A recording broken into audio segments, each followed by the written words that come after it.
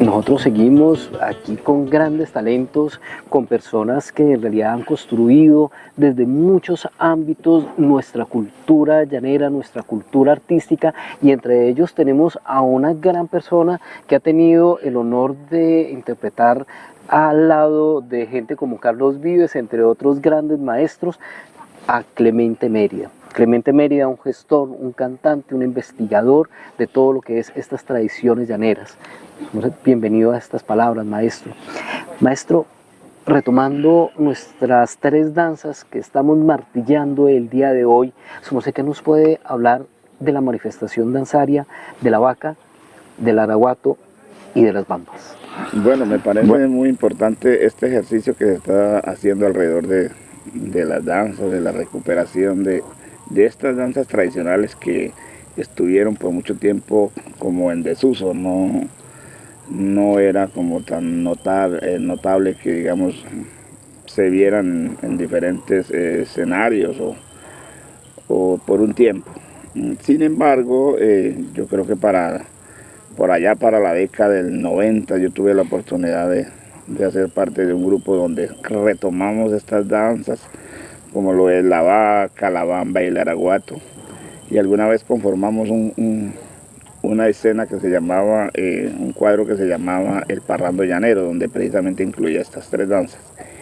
Y bueno, hablar de estas danzas es remontarnos un poco a la tradición oral, hacia el ancestro. Realmente no sé de dónde provengan, pero sí sé que hacían parte, digamos, de lo que precisamente era el parrando llanero, aquellos parrandos que duraban acá en el llano, los parrandos, o también se llamaban bailes, que podían durar 3, 4, 5 días. Y bueno, donde se cantaba, donde se tocaba con los instrumentos de aquella época que todavía no aparecía por estos lados, no aparecía la bandola, menos el arpa, pero había instrumentos de diapasón, instrumentos que fueron traídos de allí de la región andina. Nosotros de hecho pertenecimos a Boyacá y tenemos una hermandad y hemos siempre mantenido, y traían de allí de la región andina instrumentos como el tiple, el requinto, y se adaptaron para interpretar el joropo de estas tierras de acá un poco hacia el lado del Cusiana, lo que es Maní, Tauramena, con un poco más de énfasis en Maní. Y bueno, entonces originó lo que es el bandolón, el guitarro y el mismo tiple y requinto. Por esto se tocaba ese joropo. Y bueno, y estas danzas pues hacían parte.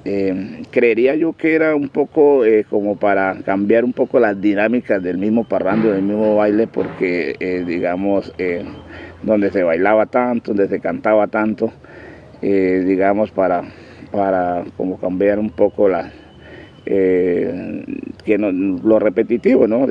Entonces surgía el tema de la vaca. Y bueno, hablar de la vaca es la representación de las diferentes facetas o de las diferentes faenas que uno puede hacer con la vaca, con la lidia, porque pues el llanero, por humilde que sea en su fundo o en su finca, tiene mínimo 2, 3, 4 vacas, y obviamente hace parte de su economía para el tema de la carne y para el tema de la leche. Y por ende, pues la vaca, hay un contacto muy estrecho con ese animal. Y obviamente, pues cuando uno tiene una vaca, lo primero que tiene que hacer es amansarla, domarla para el tema pues para el tema de la leche principalmente. Pero hay vacas que son mariscas, que son mañosas, entonces el llanero tiene que también torearlas, tiene que capotearlas y colear, porque de ahí también surgió el coleo, cuando se coleaba de rodeo a madrina. Entonces todas esas facetas, todas esas faenas fueron, digamos, recopiladas de alguna manera para que se llevaran al baile, a la danza. Y por eso en la danza de la vaca vemos representación como el parejo que torea a la pareja, o sea, siendo la mujer haciendo las veces de vaca. Y entonces está una faceta que es el toreo, puede surgir también otra faceta que es el ordeño, el toreo, pero ya que a veces la cornada, y el coleo también. esas son como, digamos, las facetas. Sin embargo, pueden surgir otras, pueden surgir algunas facetas un poco más espontáneas, porque con una vaca uno puede hacer muchas cosas, incluso a veces la enlazada cuando a veces se le va o le revienta el rejo, la soga como uno dice, a veces se le va con el pedazo de rejo. La vaca que a veces por arisca no viene a darle mamar al becerro. Bueno, eso es, digamos, todas esas vivencias que se recopilan y se manifiestan a través de la danza. Eso por hablar del tema de la vaca. ¿Qué puedo decir? Su musicalidad es un poco, no es un joropo, digamos, recio ni nada, es un poco cadencioso, diría yo. Yo tuve la oportunidad de grabar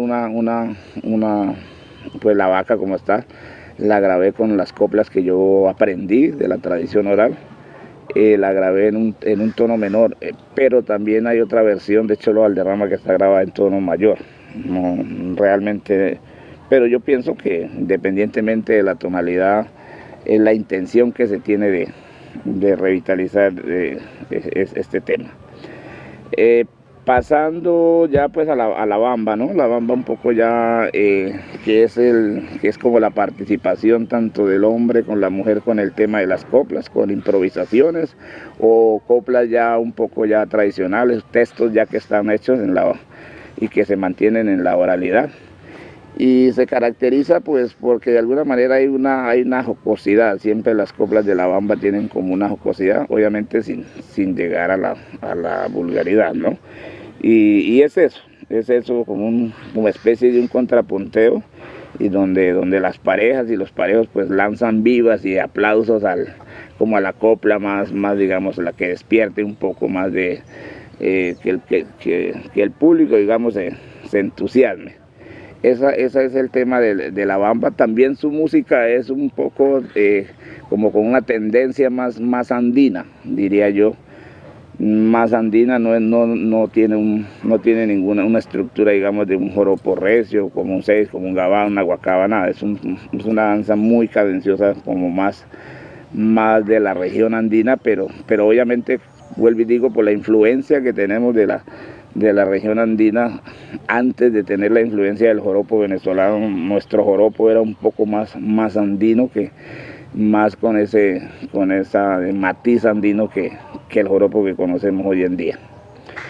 Y el araguato pues es una danza muy chistosa, muy jocosa, que no tiene digamos un texto cantado, pero su música y su representación en dancística, digamos, es representar los movimientos, como todo el comportamiento de lo que hace el mono aullador, que nosotros lo conocemos como araguato. Y eso, porque cuando uno tiene la oportunidad de ver las comunidades digamos, de los monos, pues el mono es un animal muy inteligente y que tiene unos comportamientos muy similares al ser humano. Él comparte mucho con sus hijos, incluso yo he visto que cuando el mono pichón, él generalmente la mamá lo carga pegado y a veces se le cae, a veces se desprende se cae y el castigo que da el mono, la mona corta una rama y le da sus juguetazos al monito, seguramente queriéndole decir que porque se cayó o algo, ¿no? Entonces, precisamente lo que se representa en la banda es eso, porque el mono hace, como se dice, el mono hace sus monerías, que hace que se rasca, que hace que se quita los bichos, los piojos, los animales que tenga, y a veces le da como de probar, como que huela. Entonces es eso, es la representación de eso, del mono araguato, aullador. Su música tiene una particularidad que también tiene como ese énfasis, como esa tendencia también andina, y tiene algunas similitudes a lo que es el galerón. Yo lo interpreto y a veces hay unas frases musicales que son muy similares al galerón. Realmente no conozco la historia, tampoco sé que uno pueda decir de dónde vinieron, quién las trajo, quién las inventó. Yo creo que eso se han mantenido en la oralidad y en la tradición, mejor dicho, hace muchos años. Y me parece muy importante el ejercicio que se ha venido haciendo porque digamos, pues hoy en día casi la danza digamos, ha tomado importancia. Es aquella danza de espectáculo donde hay mucha vuelta, mucho zapateo, hay como mucha velocidad en las parejas. Y entonces de pronto eso llama mucho la atención al público, pero culturalmente este tipo de danzas son muy importantes porque es acá donde está la raíz. Y entonces nuevamente pues yo sí los felicito por este trabajo tan importante de recuperar todo esto y que las nuevas generaciones, ojalá que puedan, tanto en colegios, escuelas y universidades, y todo el mundo pueda conocer toda esta riqueza cultural que hemos tratado de mantener a través de los tiempos. Maestro, muy chévere esas palabras, pero algo que nos inquieta y que sé que su merced es un gran conocedor es los cambios que ha tenido la música rítmica, la base musical de estas expresiones. ¿Cuál ha sido? Digamos que es lo que decía, estas danzas se caracterizan por ser muy cadenciosas en su ejecución. Yo creo que las hemos mantenido, digamos, para mí no han cambiado. De pronto incorporar algún nuevo instrumento. Sí, claro, y de hecho pues estas músicas se tocaban con instrumentos, lo que yo digo, diapasones, como el bandolón, como la guitarra misma, que la guitarra ha estado presente siempre, y ya el requinto, el tiple. Y lo que decía, después de que llegó la bandola tomó una como fuerza, porque era un instrumento para darle con mucha contundencia. Entonces eso hizo relegar un poco aquellos instrumentos que eran de cuerdas metálicas, que en un parrando se reventaban muy fácil. Entonces la bandola hizo como opacar un poco esos otros instrumentos. Sin embargo, pues yo creo que la música sigue intacta. Yo desde que empecé a tocarla más o menos en el año 91 hasta la fecha se han, digamos, se han mantenido la forma de tocar la parte musical. Creo que se mantiene, y de hecho pues este ejercicio es muy importante para tratar de que eso quede en registro y sigamos manteniendo esa línea que hemos mantenido. Coreográficamente, hoy en la apuesta que se hizo, en la que su merced nos ayudó a dirigir, también hemos visto que la misma propuesta que se hacía hace 40 años, la vimos hoy, ¿cierto? Esa manifestación libre, que no es coreografiada, que es espontánea. Sí, de hecho esa es la intención, digamos, porque en un parrando llanero pues no hay nada previsto, todo es como muy espontáneo, y de hecho es eso, o sea, la espontaneidad del parejo que sale, incluso el cambio de pareja en el mismo parrando. Y es eso. Yo creo que hoy lo que se hizo es precisamente parte de eso que hemos venido conservando. Me pareció muy importante que estamos, digamos, en la línea que debemos conservar. Yo creo que estas danzas, si de pronto ya le colocamos algún ingrediente un poco más moderno, yo creo que perderían su esencia. Yo creo que así como están y como la hemos venido manteniendo, digamos, yo creo que están bien. De pronto, pues no sé, en la parte musical ya se pueden de pronto agregar otros instrumentos, pero digamos su esencia en la parte de la danza, yo creo que así es como debe ser y así es como debe mantener. Maestro, otra última pregunta que no puede faltar, y sobre todo a alguien como su merced, es: a partir de estas tres danzas, ¿qué otras su merced nos puede sugerir que sean importantes valorarlas? Bueno, yo les decía que yo hice parte del grupo Vendaval, que nosotros empezamos a trabajar en Manica Serrare más o menos en el año 95. Fue un grupo que fue de creación colectiva, donde todos participábamos, donde entre todos creamos nuestras propias danzas. creamos una danza que ha sido digamos, muy notoria, que nosotros le llamamos la vaquería.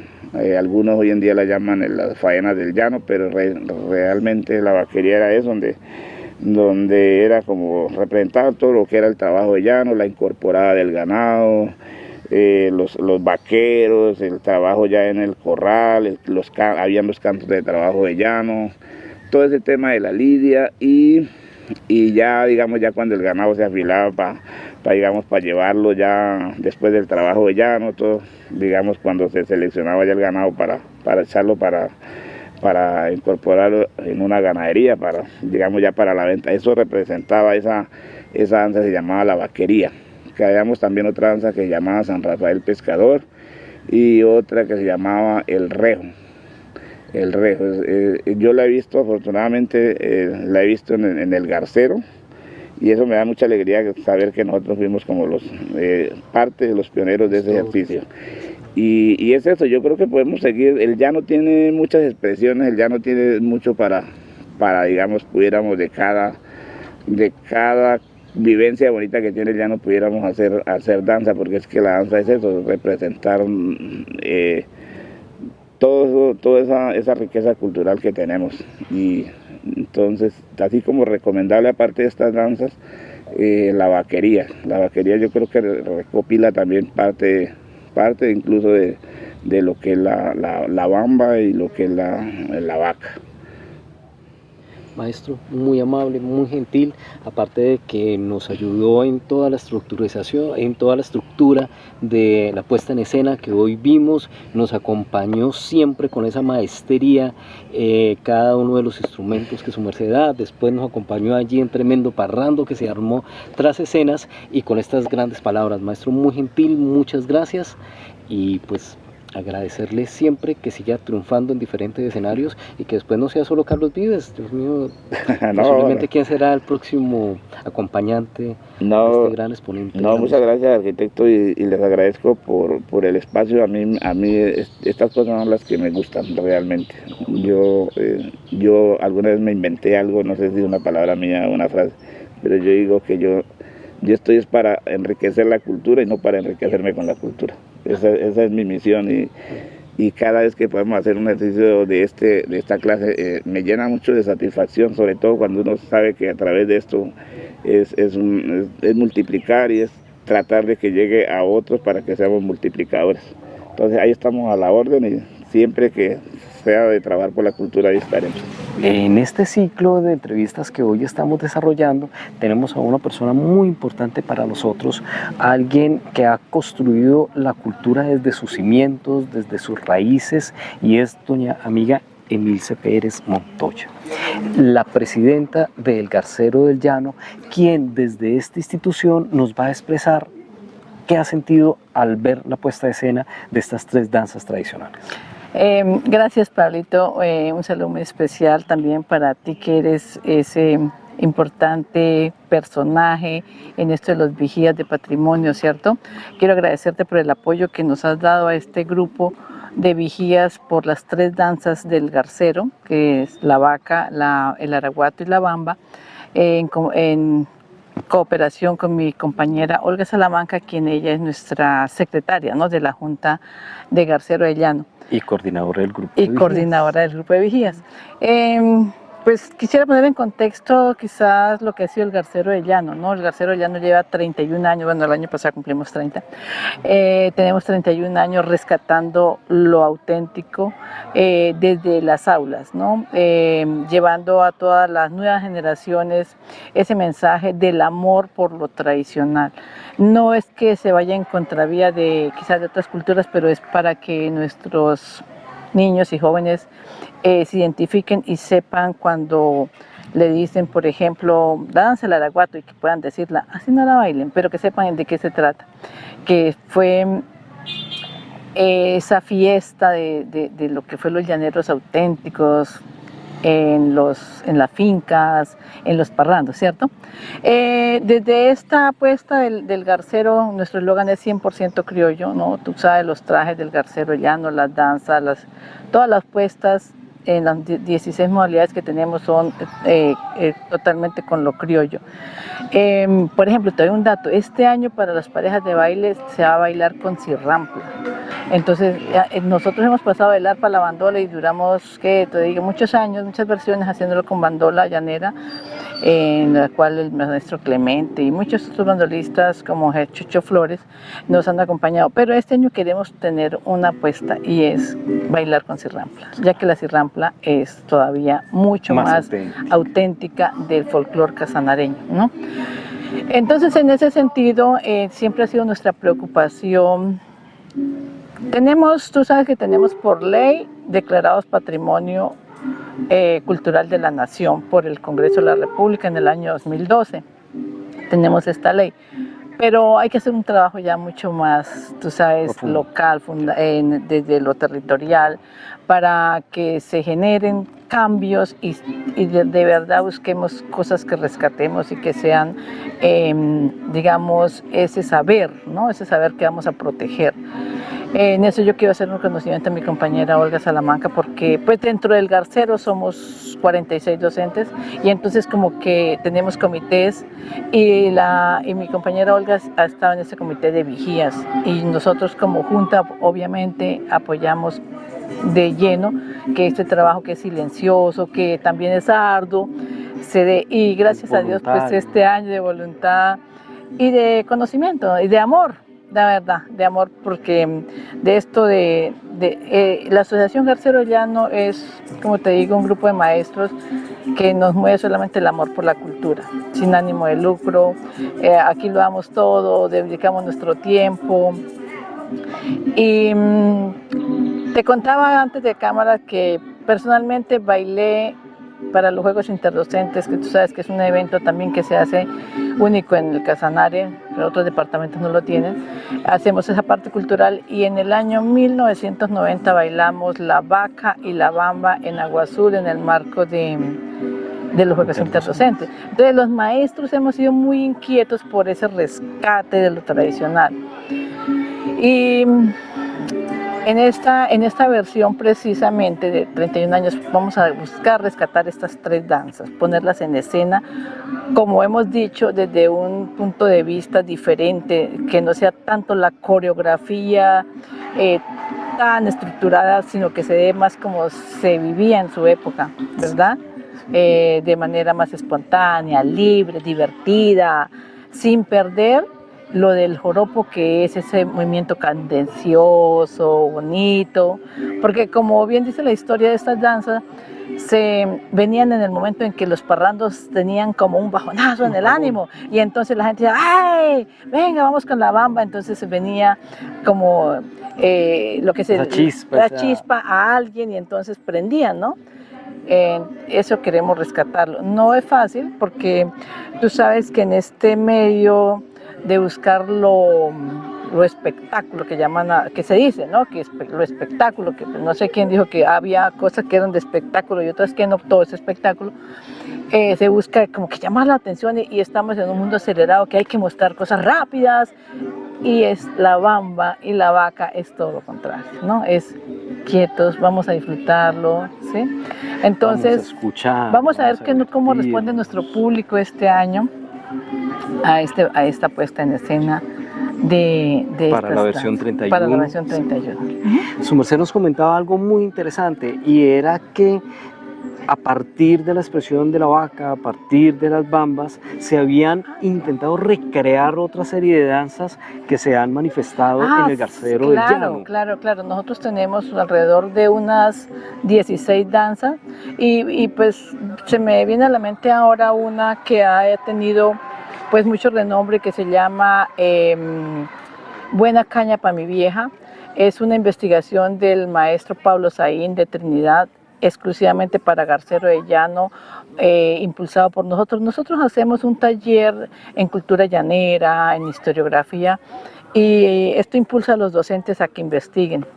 Desde la parte de investigación del Garcero se apoyó el montaje de esta danza, fue ganadora y luego fue llevada a Joropo al Parque y fue un espectáculo porque se trata de ese molino, de los primeros molinos para extraer la caña, el guarapo de la caña, a través de un elemento muy rudimentario, ¿no? Cuando no estaban los bueyes, todavía es cuando se sacaba la caña. Y durante el montaje realmente se saca, los bailadores sacan el zumo de la caña, el guarapo de la caña, y pues eso es muy bonita. Y quisiéramos de pronto, pues esto apenas es un inicio de estas 3 danzas, pero la idea sí es seguir rescatando bajo el amparo del garcero otras danzas de investigación.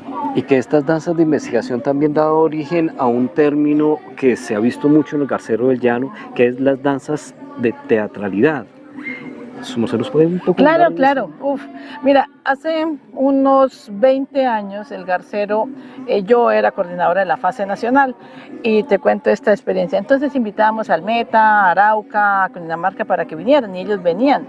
Y imagínate que cuando llegamos a esa fase, estos departamentos, pues claro, traían unos montajes coreográficos y cuando se encontraban con las danzas de Casanare, que es otra cosa, ¿sí? Que no es una coreografía montada, un joropo coreográfico, ellos decían, no, nosotros estamos aquí fuera del lugar, o sea, pues no.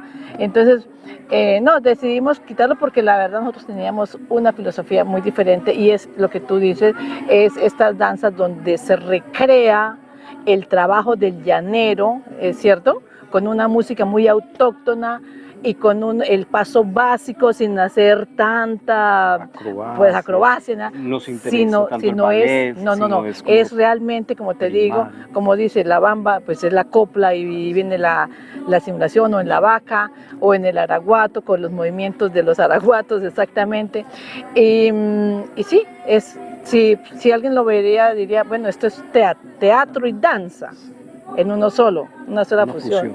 Pero nosotros hemos querido como mostrarlo como poner en escena el quehacer del hombre llanero.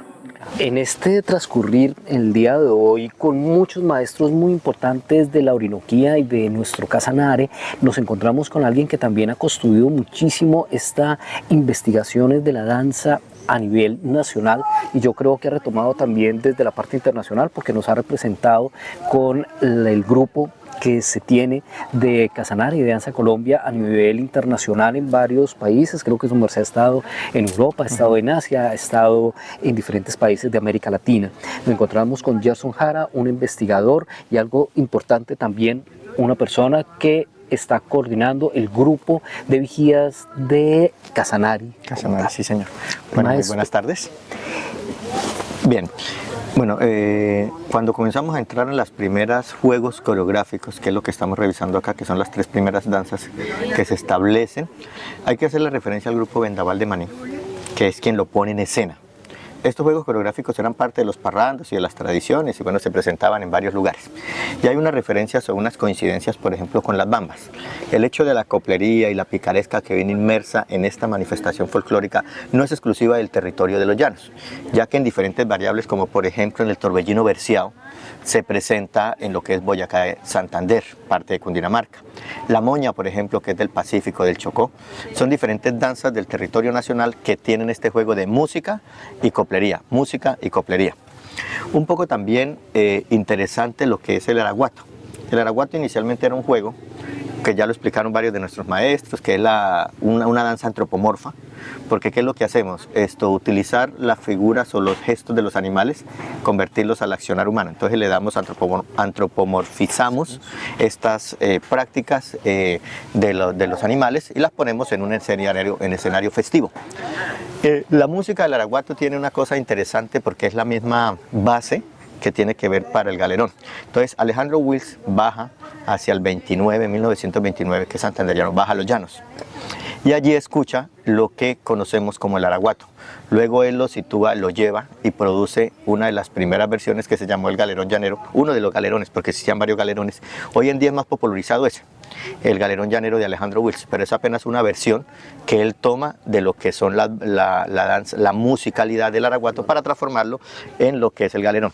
Existe otro galerón, por ejemplo, que se llamó En los Llanos del 70, que fue grabado en 1923. Y es de las primeras canciones que existen que tienen que ver con estas referencias, haciendo un poco la cuestión. Cuando hablamos de la vaca, pues es una manifestación interesante que hace también el mismo juego de la relación y de la cosmovisión que tendría el llanero pues con su naturaleza. Entonces todo el ejercicio de lo que se hace con el ganado se traslada de una manera picaresca, de una manera de juegos, a lo que es el escenario festivo en unos momentos de cotidianidad o de cualquier baile que estaba dando, y esto eran juegos que se presentaban. Yo creo que muchos de nosotros en nuestras parrandas o en nuestros juegos, fiestas de Navidad, alguien termina bailando con la escoba, sale, se la entrega al otro. Esos juegos, así fue que iniciaron estas tres danzas. La coplería, para presentarse, para hacer lo que ya hablábamos, que nos comentaba el maestro, de todo lo de la parte de esto picaresca, para decirle algunas cosas a alguien o para conquistar y todo eso en las bambas. Y el juego, los otros son juegos en la parte de los bailes. El Garcero del Llano arranca hacia el 92-93 haciendo este proceso de ponerlas en escena, pero retoma lo que ya habían hecho otro grupo atrás, que era Vendaval. Y luego comienzan a construirse muchas cosas más a partir de todo este proceso que hace el Garcero del Llano, que es pues quien hoy además está rescatando estas danzas, por así decirlas, patrimoniales, porque son parte del patrimonio danzario del territorio. Claro, maestro. Algo que su merced dice y es muy importante empezar a resaltar es que estas danzas son construcciones que se han, digámoslo así, que no se lograron extinguir afortunadamente por el Garcero Llano, por la lucha de maestros como Clemente Mérida, como el maestro que su merced nos contaba del grupo Vendaval. Pero retomemos hacia atrás, veamos, su merced, que nos puede, de todo el conocimiento que tiene, sobre de dónde vinieron estas danzas, cómo llegarían aquí al territorio llanero, a nuestra Casanare. A nosotros, a los llanos, nos llegaron dos fuentes interesantes con el proceso de colonización. Por un lado nos llegaron los españoles, no de la zona de Andalucía, como nos hacen pensar que es del flamenco, nos llegaron los españoles de la provincia de Huelva. Entonces nos llegaron con sus rítmicas, que eran los fandangos y los fandanguillos. En los fandangos y en los fandanguillos en España hay algo que se llaman los fandangos versiados, que lo que hacen es darse en versos parecidos a los cantados del flamenco, pero no van cantados. Bueno, tienen una con un medio leve cantío, pero es parte de esa tradición. Eso nos llega acá, y por supuesto, no solo nos llegó aquí a los llanos, también nos llegó al resto de la cordillera, también nos llegó a las costas, y por eso se manifiestan, lo que decíamos al principio, en diferentes danzas. Pero por otro lado, también nos llegó la herencia africana, que viene con la musicalidad.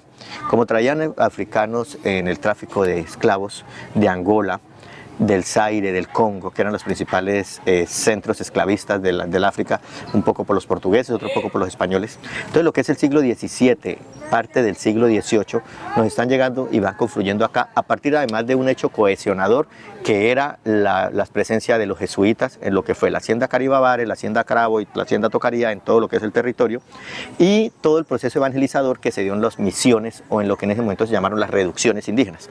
Entonces en este proceso comenzó a utilizarse la música como un elemento de evangelización.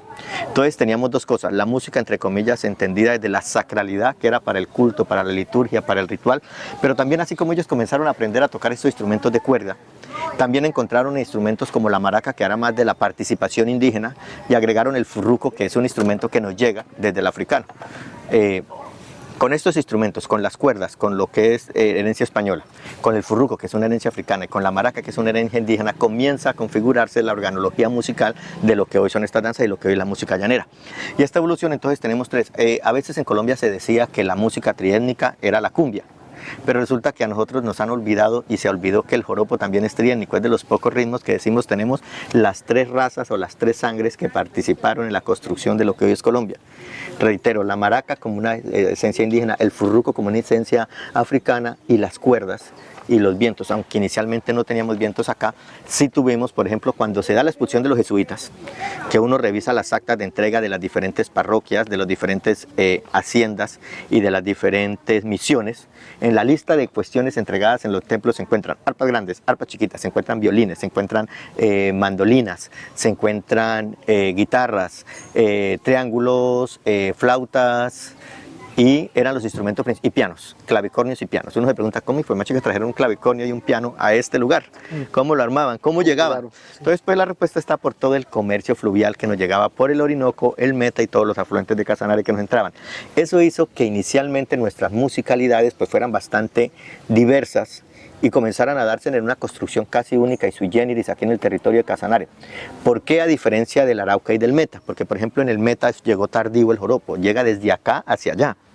baja con una influencia andina, que es lo que es la música un poco carrangueada, un poco joropiada que tenían los andinos, mientras que en Casanare se construye en el territorio y Arauca tiene la influencia venezolana. Entonces se nos fueron dando al tiempo esas diferentes maneras y expresiones culturales, musicales, en diferentes lugares, y fueron por las cuestiones económicas, políticas, sociales, fueron teniendo variables. Entonces, con la expulsión de los jesuitas, toda la gran florecimiento musical que tenía el territorio comienza a caer, porque en ese momento que rematan las haciendas, que entregan a otros, a los seculares, las parroquias, ya el interés no era la conversión del pueblo y la construcción de sociedad, sino la explotación de lo que ya había.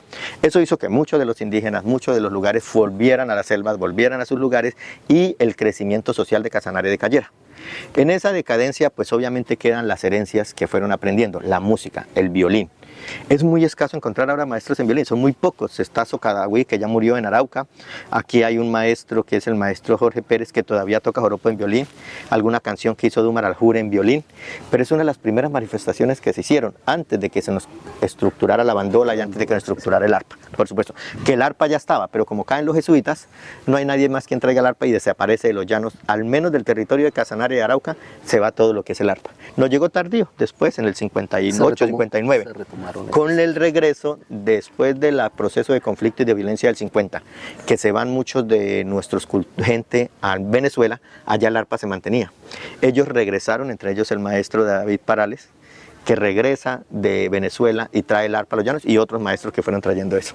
Qué bien, muy buena explicación. Y algo que nos gustaría también retomar, que sé que su merced, pues como director de un grupo relevante de aquí de nuestro Casanare, es las variantes que han venido apareciendo a partir de estas tres expresiones, porque nosotros sabemos que estas eran, digámoslo así, danzas que se participaban en estos parrandos, pero después vemos que se retomaron desde una manera ya teatral, como le han venido mencionando, danzas de teatralidad, en diferentes espacios como es en el Garcero del Llano y otra serie de construcciones que han hecho maestros para ya intentar retomar lo que nosotros veíamos tanto en las bambas como en el araguato y la vaca, para empezar a crear otras expresiones musicales surgidas de las ya mencionadas. Bueno, ¿Cuáles nos puedes comentar? Sí, por ejemplo, entonces, mira, un ejercicio que pasa es que los hechos folclóricos suceden en una palabra técnica que se llama el elan vital, es decir, el lugar en sí.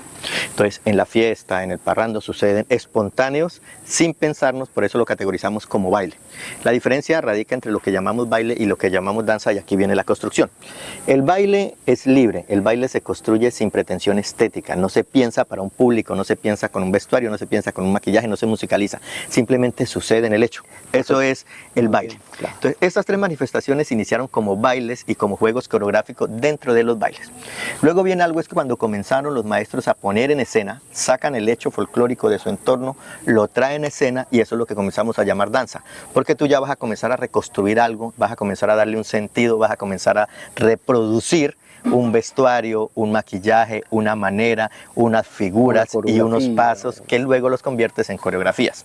Y entonces comenzamos a coreografiar y a poner en escena los hechos folclóricos que se daban en el entorno vital de las comunidades, en sus territorios y en sus momentos celebrativos.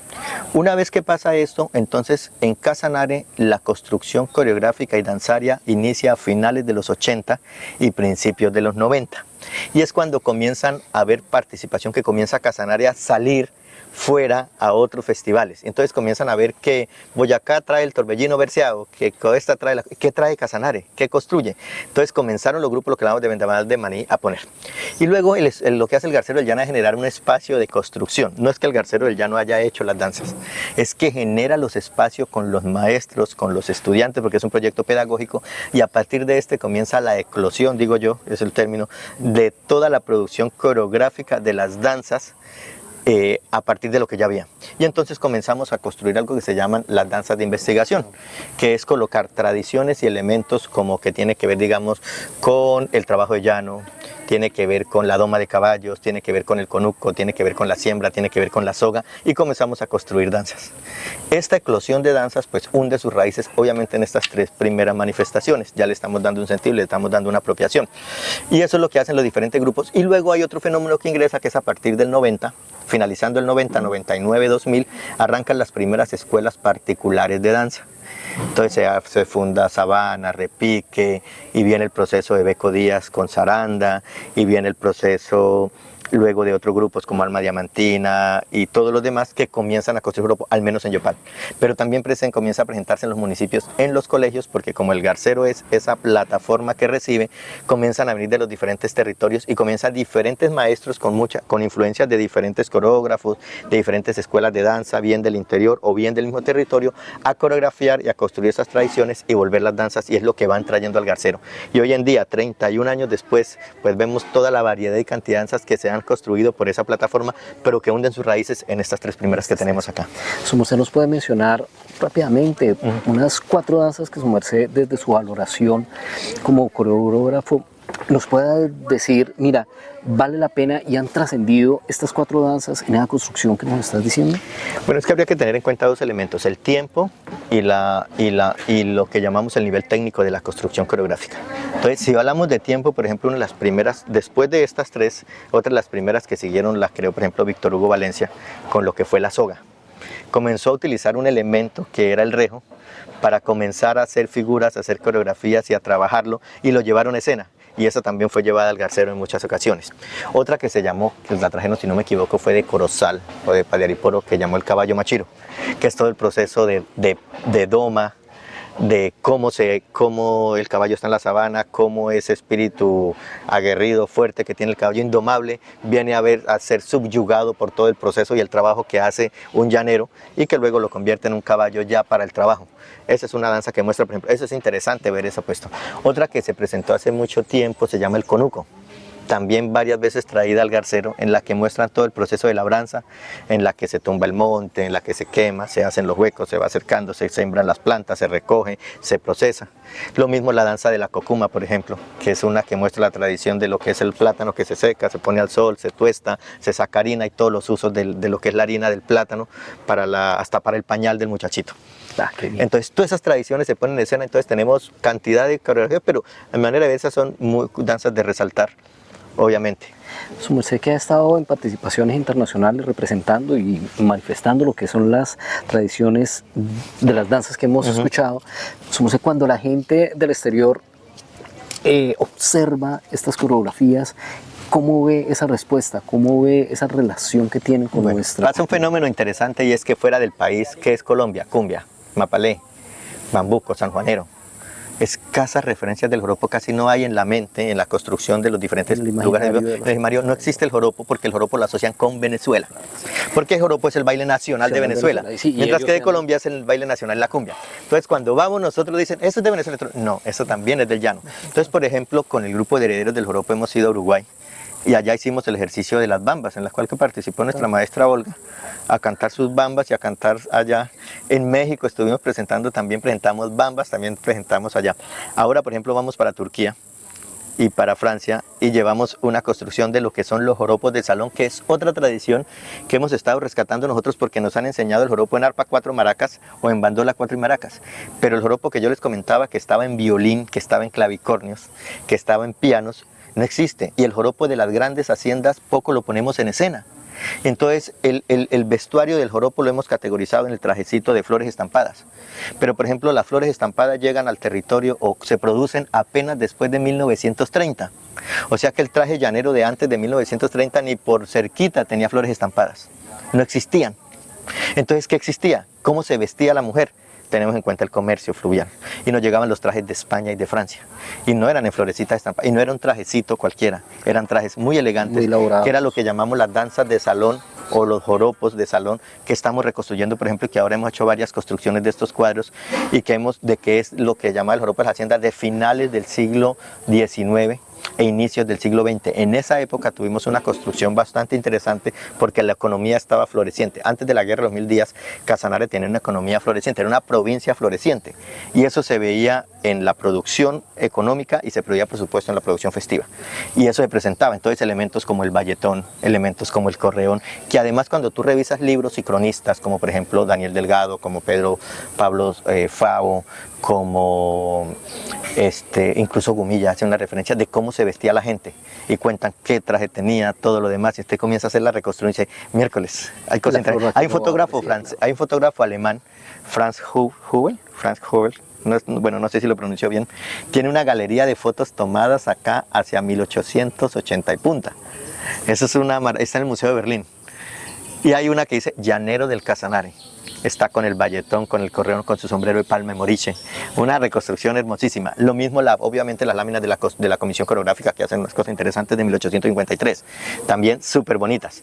Entonces, en hoy tenemos tendríamos que tener el joropo en tres variables. La variable académica, que se reconstruye a partir de la espectacularización del joropo. La variable tradicional, que el término tradicional también varía porque depende de la época que estemos hablando. No es lo mismo lo tradicional de la década de los 70 a lo tradicional de la década de los 20 o a lo tradicional de ahorita. Claro. Lo tradicional lo habla de la práctica en lo usual. Y eso, por supuesto, va variando y va cambiando. Entonces estamos hablando del tradicional del joropo de los 70, de los 80, que es lo que hemos podido representar, de los 60 inclusive.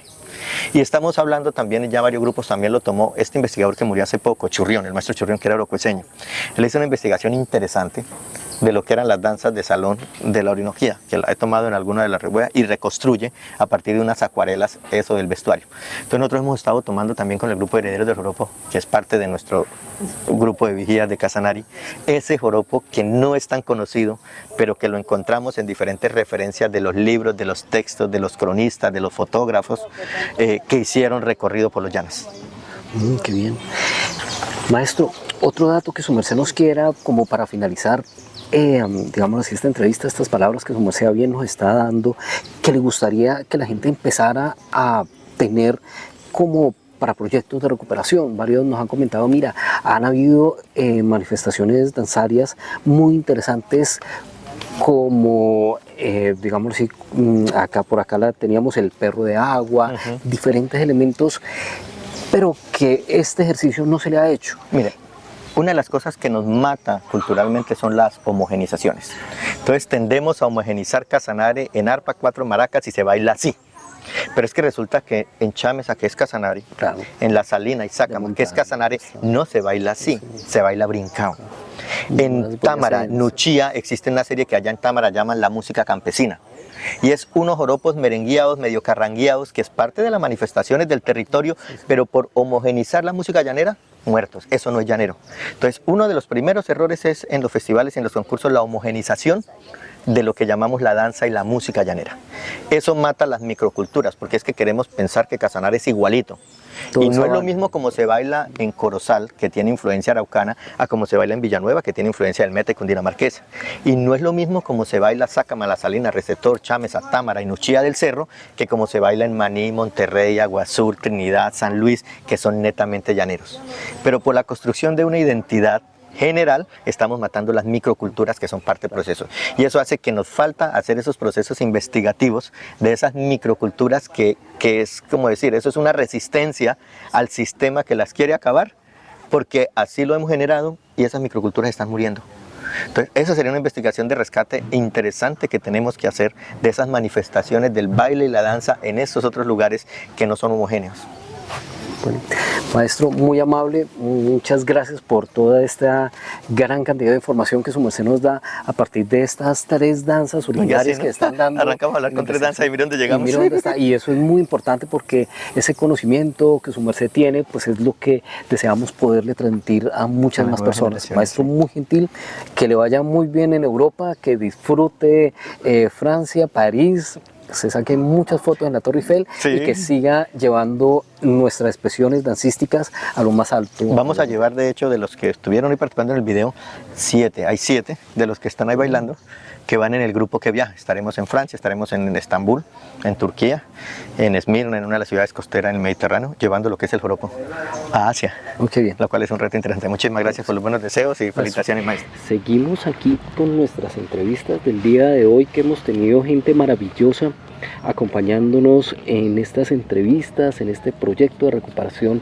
de estas tres danzas, y vamos con la gestora del proyecto, con la ideóloga de hacer la investigación y el realce de estas maravillosas tres danzas que hemos venido trabajando. Tenemos acá a Olga Salamanca, una persona que ha trabajado por la cultura llanera de una manera incansable por medio del Garcero del Llano, como docente desde diferentes estancias, y que es la coordinadora del grupo de vigías del Casanare Garcero del Llano. Profe, Su merced que tienes el honor de cerrar la propia actividad que su merced se encargó de desarrollar por medio del Instituto de Cultura, por esa serie de estímulos que se presentó y le otorgaron, valoraron, digamos así, la idea que su merced le presentó acá de recuperar las danzas de investigación de la vaca, de las bambas y del araguato. Su merced, ¿qué nos puedes hablar de ellas? Bueno, ese es un compendio muy extenso que tiene un historial muy profundo desde varias aristas. Tiene incidencia en el tema histórico, en el tema cultural, en el tema pedagógico y en el tema social, y muchos más temas que se conjugan para definir y justificar el por qué recuperar estas danzas. Bueno, profe, desde la parte académica, su merced, ¿cómo ve que empieza a cobrar vida hacer esta serie de investigaciones? Bueno, la academia es un elemento que ha ido haciendo curso en la cultura y en la historia de una manera significativa y de una manera puntual e importante, porque la academia perfila los conocimientos, la academia permite profundizar en la parte conceptual y en la parte científica para dar después de entrelazar estos elementos, pueden entregar con claridad un referente de lo que somos, de dónde venimos, por qué estamos aquí y por qué tratar de recuperar estos elementos que fueron la fuente fundamental de vida, de vivencia y de convivencia y de relación de los pueblos y específicamente del pueblo llanero, en esa parte tan importante del ser humano que es la exaltación del alma, que es lo emocional, que es lo que nos da fundamento para estar alegres, para vivir bien, para entrelazar las amistades y poder construir ese legado de buena bondad y de buena experiencia y de buena interacción entre las personas y entre la gente que habita una región. Su merced, profe, una inquietud, algo relevante es, el Garcero del Llano ha sido, en todas las entrevistas lo han expresado, que es esa plataforma para que toda la serie de danzas que se van presentando, basadas, porque ustedes fueron los primeros que los pusieron en una plataforma, digámoslo así, a todo Casanare. Desde ahí empezó un proceso muy interesante y es que la gente al escucharlas, al verlas, crearon nuevas propuestas y así esas 3 danzas de recuperación que se han dado se han venido manifestando en otras, que su merced nos dice que han llegado a ser ¿cuántas manifestaciones? ¿16 danzas que han recuperado? Sí, más o menos, pero más o menos de recuperación, pero el Garcero de Llano tiene un banco más o menos de 40 danzas, a partir del legado que dejaron las danzas que recuperamos hoy, porque en el Garcero de Llano las primeras danzas que bailamos hace 30 años, 30 años, fueron esas. Nos falta una que es la culebra, que también estará en próxima proceso de recuperación, pero esas fueron las danzas que realmente originaron el proceso danzario en la Orinoquía, y esas danzas fueron las que nos dieron como la pauta para comenzar a hablar de un proceso de danza de investigación, un proceso del cual Garcero de Llano es protagonista, es el principal creador de esa fuente y él es el principal investigador. ¿Por qué? Porque Garcero de Llano nació con una filosofía fundamentada en 3 o 4 componentes fundamentales que nos han servido y que quizá es de lo que nosotros siempre hablamos y siempre promovemos. Primero, la fuente educativa, el componente educativo, porque Garcero nos permite generar esos espacios de interacción con los niños, con los padres de familia, con los sabedores, con los instructores, la parte educativa. La parte pedagógica, que es la que nos da esa herramienta para poder llevar al aula esos elementos y poder poner en escena esos conocimientos, esos juegos, esas vivencias, las diversas manifestaciones que antaño nuestros antepasados lograron dinamizar la vida y armonizarla. a través de la pedagogía nos permite llevarla al aula y colocarla en escena con nuestros niños. Llevamos educación, pedagogía. La investigación, uno de nuestros componentes de mayor armonía y de mayor importancia, porque nos permite escudriñar esa vivencia, así como lo notamos hoy en los grupos, la mirada, el invitar a la pareja a bailar, el sentimiento que cada persona lleva por interactuar con la otra, el recabar esas manifestaciones de afecto entre las familias, entre los vecinos, entre la gente de la comunidad para poder armar su parrando y armonizar allí la vida y alegrar las situaciones de la cotidianidad y poder construir un proceso de sociedad tranquila, alegre, donde hubiera una red de comunicación y una red de relaciones bonitas entre la gente, entre las familias, los vecinos, porque hace muchos años no existían los elementos que existen hoy y que nos pueden acercar, no lo sabía. Entonces una forma de encontrarse era esa, era organizar su parrando para 2 o 3 días y mantener esos 3 días específicamente divirtiéndose a través del baile del joropo, a través de la música, de los cantos de trabajo de llano, del cuento de cacho, de todas esas manifestaciones bonitas, y entre ellos las danzas que hemos mencionado hoy eran unos espacios donde se generaban elementos sociales para interactuar y para cambiar un poco la dinámica del parrando. Para conseguir novia, para si la novia llegaba y le gustaba algún chinito y por ahí se le echó una bamba y dijo, mire, yo se la respondo, que nos han comentado, claro que era sí. una de esas expresiones. Claro, que esos parrandos, por eso se habla de un espacio de interactivo social donde tú encontrabas novia, donde se hacían los negocios, donde se decía quién se casa con quién, donde se decía cómo se delimita el lindero de tal finca, donde se solucionaban los problemas que surgían de la misma vivencia y de la misma dinámica social. No había leyes, por eso la ley de llanos es muy nueva, no había referentes claros que constituyeran como una ley rígida, ¿no? La gente vivía en armonía y entonces esas eran sus formas de manifestarse y de convivir en alegría. Y socializar y construir sociedad y construir país, y por eso los llanos orientales de Colombia le han dado tanta significatividad al país en muchos ámbitos. Y finalmente la parte cultural, entonces pedagogía, educación, investigación y cultura, porque nosotros Garcero se afianza exclusivamente en el componente cultural con el ánimo de recuperar las diversas expresiones y manifestaciones de esta cultura, llevarlas al aula y llevarlas a escena a través de 17 modalidades que tenemos para implementarla en el aula y en la escuela y mostrar ese trabajo que se hace con comunidades educativas y con los niños especialmente, que son nuestro semillero. En ellos es donde dejamos la música, la literatura, el arte, la artesanía, la cocina criolla, el coleo, el ordeño, los cantos de trabajo, la faena, o sea, todas esas cosas que compendian la cultura, el Garcero de Llano lo está haciendo desde la escuela. Usted menciona algo importantísimo del Garcero del Llano y la presidenta Emilce ya nos comentaba que este año, para su versión 31, van a implementar la cirlampa. Van a empezar a retomar cada vez esta serie de instrumentos que son el origen un poco de nuestra cultura.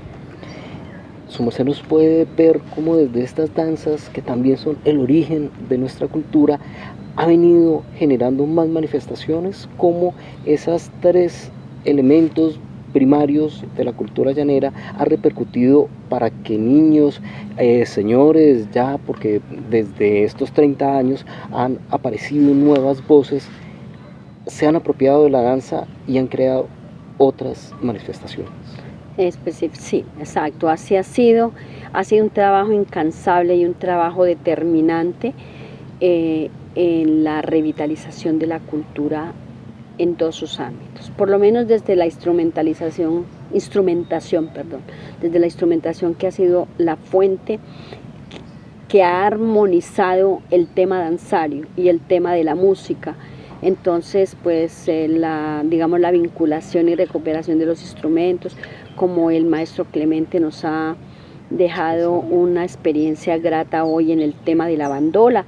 Nosotros sabemos y hemos estudiado el proceso que ha tenido la bandola en el Casanare, cómo llegó, cómo nació, cómo ha surgido y cómo se ha posicionado, y cómo allá en sus límites en Tauramena y Maní, por condiciones de la vida y de los intereses también, esos intereses se han entrecruzado, se han entrelazado y han surgido una nueva bandola creada por el maestro Dumar Aljure, por ejemplo. Cuenta él que nació en un parrando a raíz de que no habían cuatro, entonces le colocaron un encordado diferente, entonces el maestro consideró luego que podía diseñar un instrumento diferente y nació la bandola casanareña.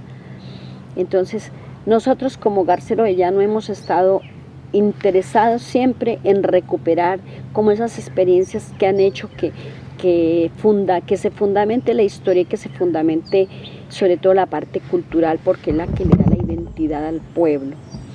De igual forma, por ejemplo, encontramos la historia de la cirrampla a raíz de la manifestación que hace la profesora presidenta del Garcero, en que se va a implementar la cirrampla este año. Para nosotros es un orgullo implementar la cirrampla, porque es que además la cirrampla es un instrumento llanero de una cuerda, y según las investigaciones, las fuentes que hemos abordado, se encontró en inmediaciones del río Casanare entre La Salina y Arauca, en límites entre Casanare y Arauca, pero en el río Casanare, más o menos en inmediaciones de ese municipio de La Salina.